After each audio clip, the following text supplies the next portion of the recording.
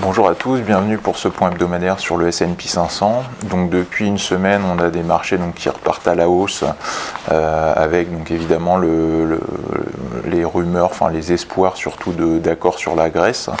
Sur le S&P 500, on a un indice américain qui a tenu au-dessus du seuil important des 2070 points. Donc le seuil des 2070 points, c'est le niveau horizontal que vous voyez avec le petit rectangle rosé sur le graphique.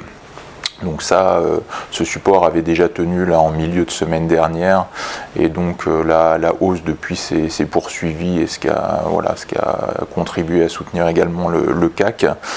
En termes d'actualité, d'ici la fin de semaine, on va surveiller au niveau de évidemment l'évolution sur la Grèce, mais au-delà de ça, on va aussi avoir aux États-Unis quelques données macro, avec les commandes de biens durables cet après-midi, le PIB demain et également le Michigan vendredi. Donc ça, ce sera à suivre au niveau de la macro. Pour ce qui est de la micro, on aura également quelques petites publications avec des noms comme Monsanto demain, également Nike ou Accenture jeudi. Donc ça, ce sera également des petits éléments à suivre avec la Grèce en parallèle.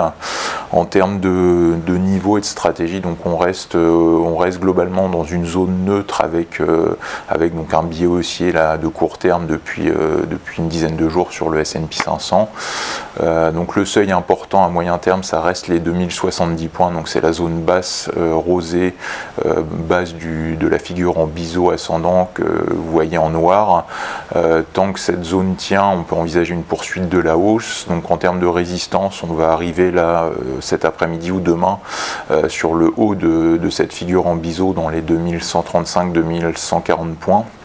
Donc là, à mon avis, on peut assister à un petit repli, une correction technique, avec pourquoi pas un retour vers les 2100 points dans les prochaines séances. En gros, on aura quand même un seuil intermédiaire là sur le S&P 500 autour des 2095 points. Les 2095 points, c'est la zone d'accélération en fait qu'on a eu en milieu de semaine dernière sur le S&P 500. Donc c'est le point de contact avec une petite oblique que vous voyez en pointillé sur le graphique. Donc en gros, mon scénario, c'est plutôt un repli technique vers les 2100-2095 points à très court terme. Derrière, si on a de nouveau une relance acheteuse dans cette zone, je pense qu'on pourra alors viser un franchissement des 2140 pour alors derrière envisager les 2180 voire 2200 points, c'est-à-dire le haut en fait de canal ascendant de moyen terme. Voilà, bonne semaine à tous et à mardi prochain.